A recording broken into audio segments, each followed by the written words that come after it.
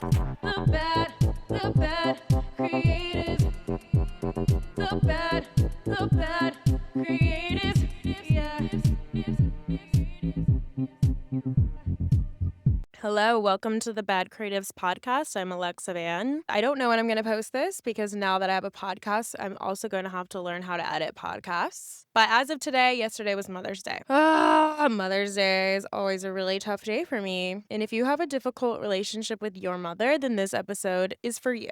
So on Mother's Day, people are always posting a lot about how amazing their mom is, that we should all be really grateful for moms, how important they are, how hard their job is. If you're like me and you have had a mom that maybe the roles were reversed for you or just your mom hadn't shown up for you at all, it's really confusing because it's sad and you want to feel like everybody else and be able to relate, but you don't really get to. And you also probably are left feeling alone and resentful. The mother wound, I don't even know if that's something that's possible to measure, like to the depth of how deeply one may be affected by their mom. There is a lot of science behind how having a supportive mother, even hearing the sound of your mom's voice in a supportive way, can actually calm your nervous system. And if you are an amazing mom, would you like to adopt me? Still feel it sometimes. So, what are some of the things I did to work through this and to find healing and to come out the other side as a perfectly healed, no longer human being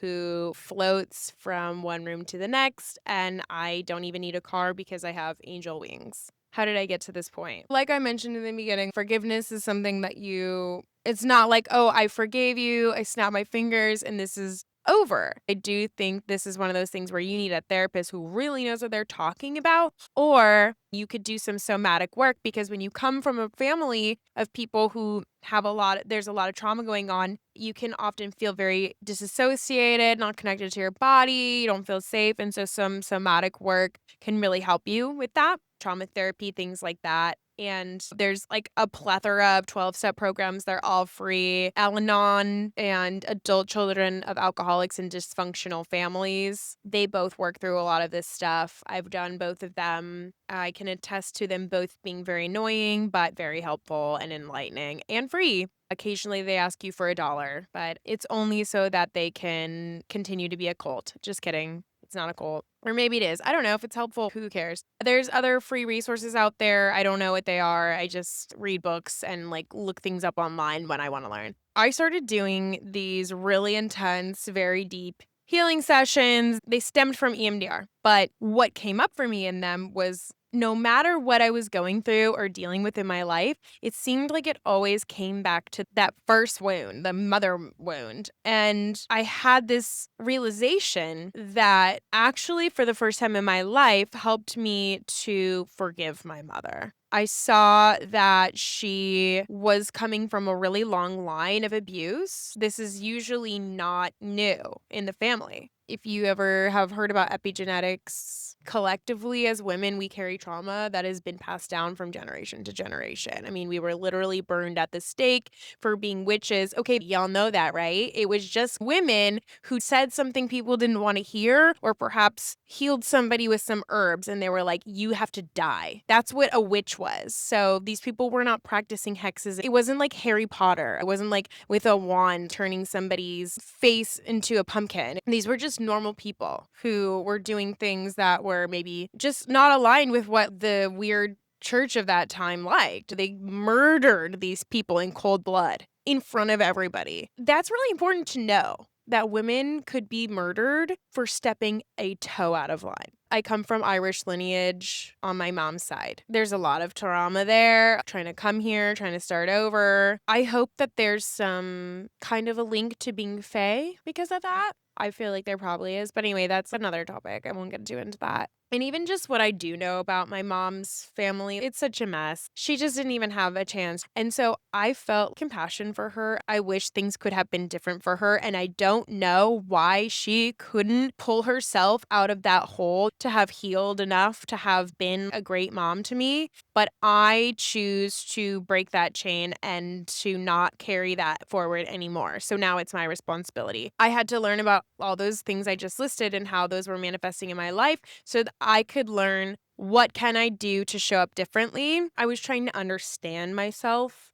and what was going on with me so that I could have the choice to show up differently because you don't even know that something's going on. And I truly do believe that that's the main difference between my mom and I is like, given the same set of circumstances for whatever reason, I'm not saying we had the same set of circumstances, but whatever, having a difficult time straight out the gate, I'm able to be honest with myself. And I don't think that she can be honest with herself. I know that there's been a lot of times where she acted incredibly abusive towards me and then just talked to me the next day as if nothing happened. When I saw what I was able to take responsibility for, it makes it so that you don't take too much responsibility. The pendulum can swing, right? When we start to show up in our lives, we may take on too much, actually, in some ways, and over apologize for all of these things and say, I'm so horrible, I did everything wrong.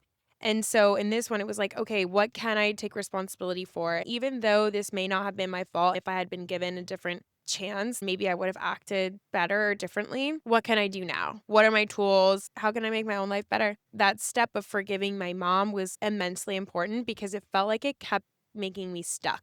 It kept bringing me back to victim, helpless, I'm screwed, I can't change anything about this because things weren't fair for me, and blah, blah, blah. I really had to get rid of that. And it was really difficult until I actually truly forgave her. To forgive her, I had to know a little bit more about women and the history of women. They don't really teach you that in school. And I wasn't particularly interested in women or anything about them growing up for obvious reasons. I didn't like my mom, you know? I really truly leaned into my masculine so hardcore for the most of my life. And so I came back into my feminine side. And now I feel like the two are pretty balanced. I'm my own daddy and my own mom. I like saying daddy because it's sexier. So then that gave me the ability, once I was armed with that knowledge of like, wow, I didn't want to be part of the world that blames women for everything. I didn't want to demonize her anymore. I really wanted to see like, damn, I wish she had had more help. I wish she had had whatever it is that I have that makes me really want to see this differently. But I don't think she did. And I do not blame her. I actually love her very much. And she's hilarious in a lot of ways.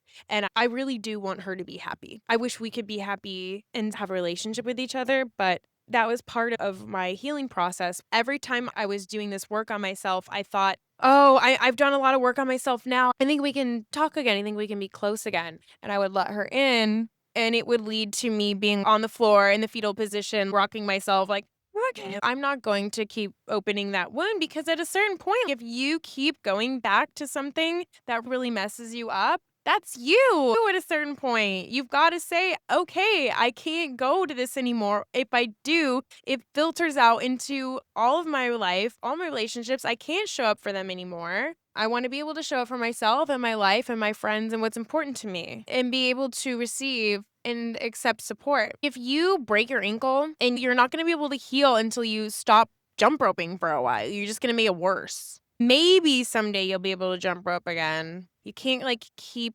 reopening the wound. So I don't know. Maybe one day I'll be able to talk to my mom again and have a relationship with her. Even though I was able to have deep love and compassion for how difficult it was for her and the fact that she really wasn't given a chance. And I see that. And I also see how we're like so blame everything on the women instead of seeing how it was, my dad was there too and he didn't step up. I don't know exactly what needed to happen to have made that better. I just think that I could see how everything was really blamed on one person, like a scapegoat, and it was really sad. I think she needed love and support just as much as I did, and I don't think that she got that. I don't think that there's very much research on women's mental health. I don't think very many people believed her when she talked. I don't want to be a part of that. I don't want to be a part of making women not having resource to things their fault. Once I did that, that was the biggest release I've ever experienced in my entire life. Because it wasn't just an intellectual understanding anymore. It was like an epiphany, like I felt it in my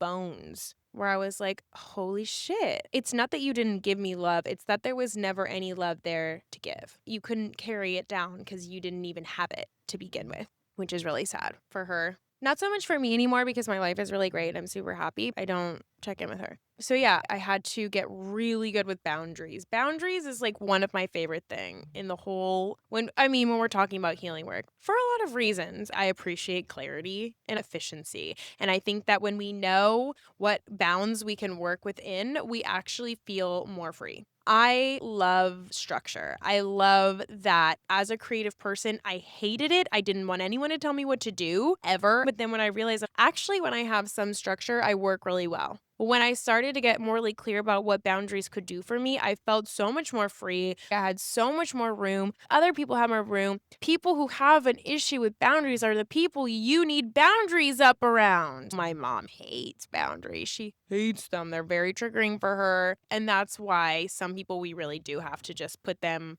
away. Since I had to learn a lot about boundaries and how I was overgiving and confusing codependency and attachment with love, I had to get really good about boundaries so that I knew in any given situation, this is how much I have to give. And I really appreciate when other people are really clear with me as well. And this is like real boundaries, not the Jonah Hill boundaries we all saw on Instagram where he's like, my boundaries are you can't be a model or talk to men. That's not a boundary. A boundary is about me and my boundary. You can't use it to manipulate people into getting what you want. How it showed up for me and my mom is if you continue to talk to me like this, I'm going to have to block you. And if she did continue to talk to me in that way, I would block her. Or, hey, if you yell at me, I'm going to hang up the phone. And if she yelled at me, I would hang up the phone. I didn't ever say, if you post pictures in a bikini, I'm not going to love you anymore. Gotta love guys that go to therapy for the first time and think that they know everything. Bless their hearts. It's so cute. All of my relationships have improved since forgiving my mom and seeing how much that wound has impacted me and hurt me because I really denied it. That was a big part of the healing. I was like, I'm fine now. I don't talk to her. But I was actually just insanely avoidant and I didn't ever let anybody in all the way. It was just really hard for me to be that level of vulnerable with somebody. And if I did become that vulnerable with people, I just couldn't let them go. I was like, but you've seen all of me now. Like, we have to make this work. We have to be friends and you have to love me because nobody else will ever love me because I fundamentally feel that there is a lack of everything. I don't believe there's a lack of everything anymore. I believe in abundance. I believe that if you focus on any one thing a lot, you're going to notice more of it. Say whatever you want about the law of attraction and all of that, but this is just an undeniable fact. If you focus on something and you really believe in something enough, I do think that you start to see it more in your life, whether it's coming to you through magical resources or not. I like to think that there's magical ways it's coming to you because this is my life and that sounds way more fun. Okay? Like, you can believe whatever you want. Why would you not want to believe in cool stuff? As long as it doesn't hurt anybody else. Okay? Like, the Bible and all of that, that's basically just fairy tales for white men, you know? So, like, they get their fairy tales and their fairy tale book that they think is real. I'm going to go ahead and believe that there could potentially be magic in the world and that love is a frequency that we can tune into at any given time. It's not something that is given or taken away. It just is. You're not depleted of love. You're not empty of love. Some other person being taken away from your life doesn't mean you don't have that love anymore. That's the difference between love and attachment. Love is just there. It is your birthright. I didn't know how to recognize that or tap into that because it wasn't shown to me. Now I do know how to check in with that and I do know how to tune to that and I often do. And I can feel love whether somebody's loving me or not. It actually is not dependent on them at all. I do think when somebody really loves you and you really love them, it feels really great. If you give and you give and you give and you never receive, there's no reciprocity, then that's just not very sustainable. And that also just doesn't sound very fun. I know for myself that I started giving the love and the support that I wish that I had to other people. Sometimes I feel, even just yesterday, I felt so depleted and so sad. And I was like kind of feeling sorry for myself. And I was like, I want somebody to check in on me. And nobody did. And I just showed up for my day, didn't make anything harder on anybody else. I was of service to somebody and did my thing. And a woman actually gave me a rose. I didn't show her that I started kind of crying about that, but I did go in my car and it 100% made my day. And I was reminded that, you know, All You Need Is Love by the Beatles. I really used to hate that song because I wanted to convince myself that love wasn't a big deal. Because I didn't really feel like I had it. There's this scale of like all the human emotions and like what is like the highest level, like the highest frequency vibration versus the lowest. And the highest is either love or peace. The lowest is like apathy or something. So it's a very powerful emotion. It's very, very important. It's not something that you can just decide one day that you don't need anymore, that isn't valuable to feel. If you really felt tuned in to the feeling of love, I don't think that we would do as many of the things that we do accidentally hurting people when we feel like there is enough of everything. When you look at the world and think there's an abundance of love, just watch how your choices change. I used to think, oh, if I believe there's an abundance of wealth and money, then I'm going to be wasteful with money. When you believe, like, oh, I'm always going to be taken care of, I have a plethora of love to lean into in the world, you start to see that all around you. Like with the lady who gave me the flower, that was the most amazing thing she could have done. It was the best thing about my day. I guess somebody else could have looked at that as, wow, she gave me a flower. That's made me feel so sad. I'm trying to understand how other people think, but everybody else thinks weird. So yeah, learning to love myself. It sounds so cheesy, but it's so true. Being kind to myself so that I could also learn how to be kind to others. It sounds so basic, but these are the things that when you live in man's world or whatever in this society and in America, even though you hear people maybe talk about this or you see movies about it, there really doesn't seem to be a lot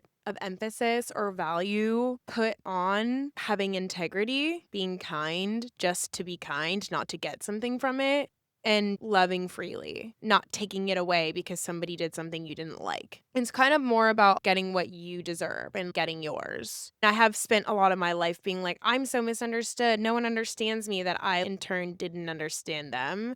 And so that one's been a pretty big lesson for me. At first, it was like, let me understand everybody else. And then it was like, nobody understands me. And now I'm like, okay, so nobody understands anything at all ever. Let's just like try to hear each other out.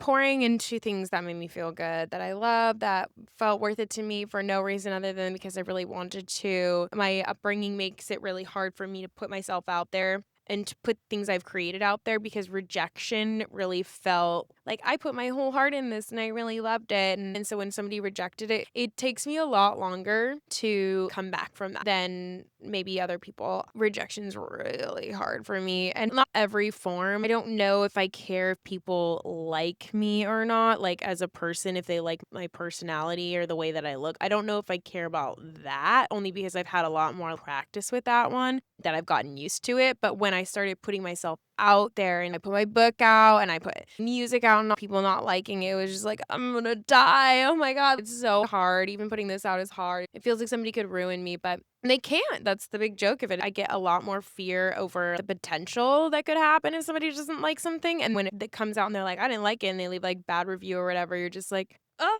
my heart, I'm gonna die. And then you just sort of like, well, that's okay. They don't have to like it. That's actually their choice and I'm fine. And you just move on and you wonder, oh, well, was there any truth to that? And I think I can be fair enough with myself at this point to be like, oh, yeah, I could see that. Or maybe like, no, they actually like kind of missed the mark. I think maybe some things got lost in translation there and that person's just not my audience. So that's okay. I'm going to try harder to market to people who maybe would like this, not making it personal because it doesn't have to do with love and validation. It's just like people's opinions and people don't even think twice about half the stuff they say. I think it's important to remember a lot of the people who are resilient and strong and independent, it's because they had to be. It's not because they want to be. Check in on your strong friends. Check in on your brave friends. A lot of people who are super confident, like things aren't hard for them, they could be where they worked really hard to get like that. But other people, like, they just didn't have as many fears growing up. I had a lot of fears to overcome. I had a lot of challenges to overcome. I feel like I do have to reach for courage sometimes in places where other people don't. They're not afraid to do some of the things that I'm afraid to do. I may seem like I'm brave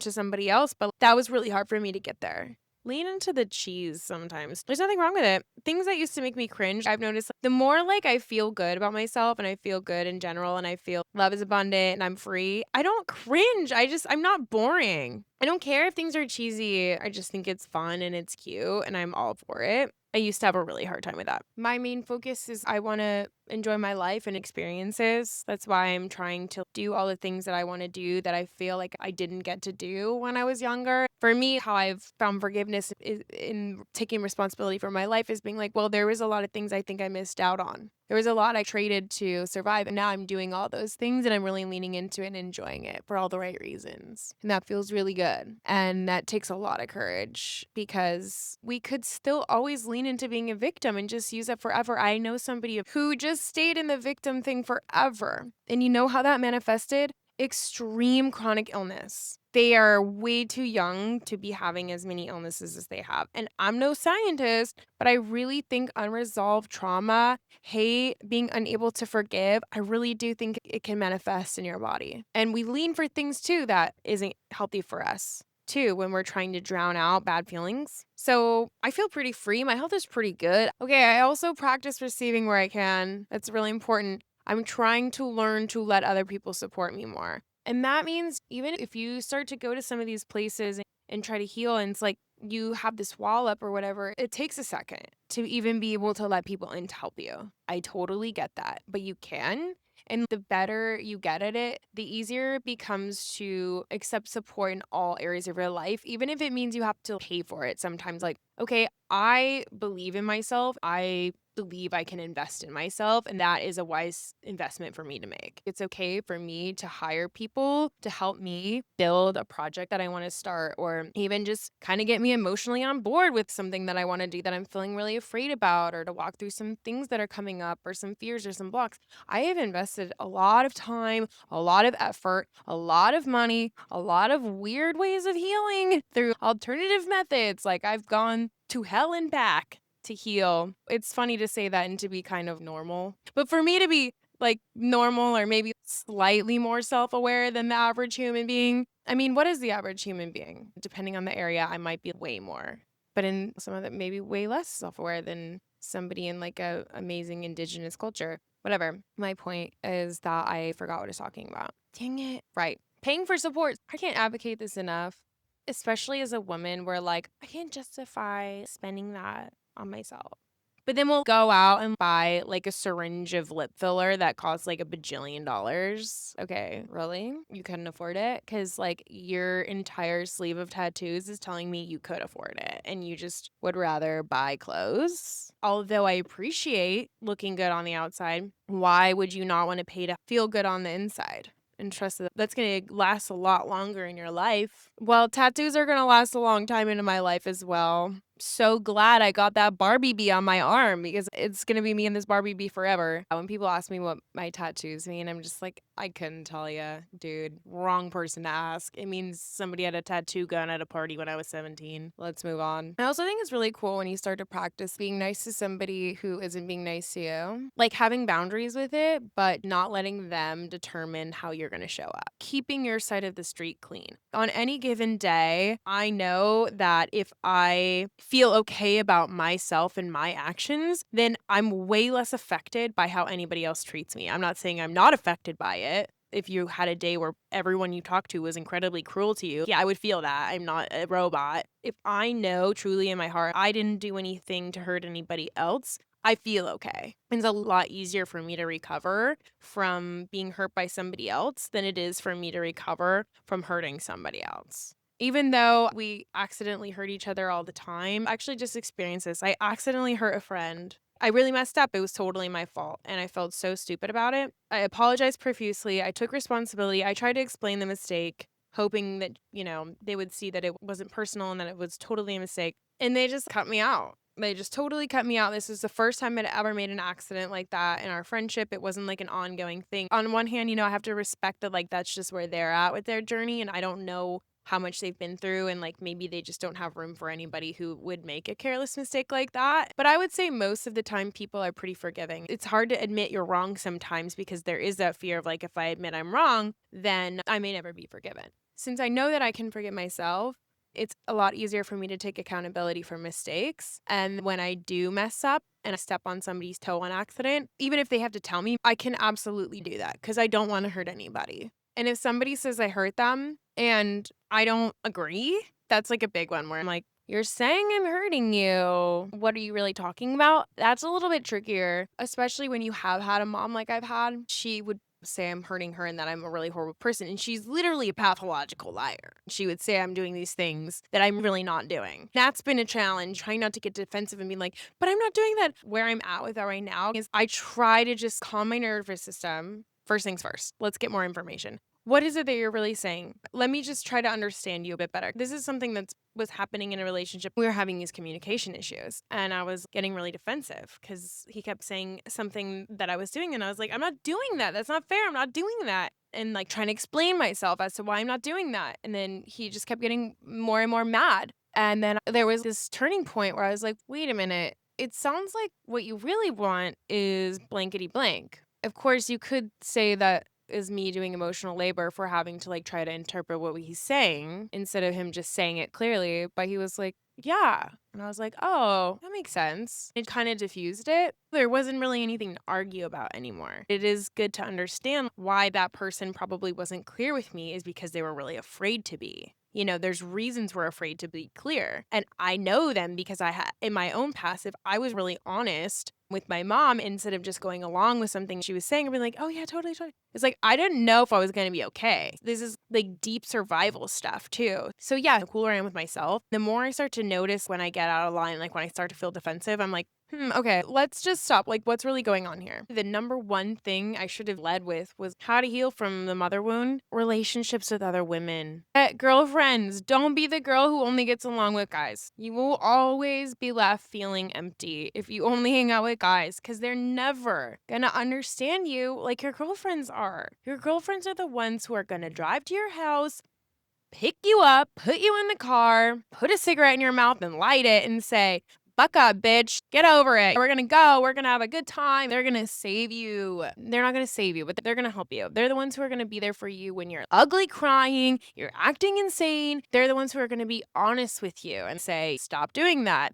You're hurting yourself. You're acting like a bitch. They're going to call you out because they don't really want anything from you other than your friendship. And if you have friends that do want something from you and they're just using you, then that doesn't really count. In this particular situation, I'm talking about relationships with great women, good people with good hearts who are really honest. If you don't have people like that in your life, you're not going to feel safe. It's going to be really hard to do this stuff. It's going to be really hard to have integrity. When it's not shown around you in your life in any way, it doesn't mean you can't do it or you can't be that way. It's just harder. When you hang out with women who really see you for who you are, it's like having an anchor, having communities of people who are going to remind you who you are when you get off track and start to think bad thoughts and you feel like you're spiraling or you're in fear. They're going to bring you back. They really are like the family you choose. And I have great guy friends too. I'm lucky. I've been able to cultivate really great relationships with men and women. And this goes for men too. You should also try to cultivate really great relationships with women. Not because you want them to be your therapist, but because you should get to know about women. It might help you to understand your mom more. If you're in, watching this because you have a difficult relationship with your mom, and if you don't and you've watched it for this long, way to go. But yeah, it might help you to forgive. And not if you're just only like outwardly projecting and like trying to like compare everything they did is reminding you of your mom. Don't do that. You know what? I'm just going to talk to girls. Be friends with women, not women who are in competition with you. Don't be in competition with other women. Please stop doing that. That's not your nature. Your nature as a woman is to be there for other women. It's not to be in competition. Competition is a capitalistic thing they brainwashed us with so that we would not band together, work together, support each other, and have community so that we would always be fighting each other, because if we're always distracted fighting each other, then we're not going to pay attention to what they're doing over there. We got to pay attention right now. Call your girlfriends, tell them you love them. Cry to them. Oh my God. I've had friends where every time I want to send a text to somebody who I should not be sending a text to, I send it to my friends. And they just hold the space. It took me a long time anyway to find really great friends. Keep looking for those friends who are really going to see you and get you, where you can really be yourself. They're out there, they may not be where you're hanging out, but they exist. I love girls. I love women. We're the best. I cannot believe there was a time in my life when I thought I didn't like girls. That's insane. I'm such a girl's girl. When I meet a woman, I assume we're going to be friends. Even if she doesn't really want to be my friend, I still act like she's my friend. I don't care. I'm like, I still like you. I know why you're like that. I feel for you and I have understanding, and you have every right to be mad and to be mean. I don't even care if women are mean. I'm like, yeah, you do you. You're wasting valuable time that we could just be being friends, but it's fine. They're on their path. They're on their journey. It doesn't have to do with mine. It's not my job to wake people up. It's everybody else's job to wake me up because I don't like getting up early and I'm sick of it, frankly. Let me sleep. Get messy, do it wrong. Flip the system, let's have fun. The bad.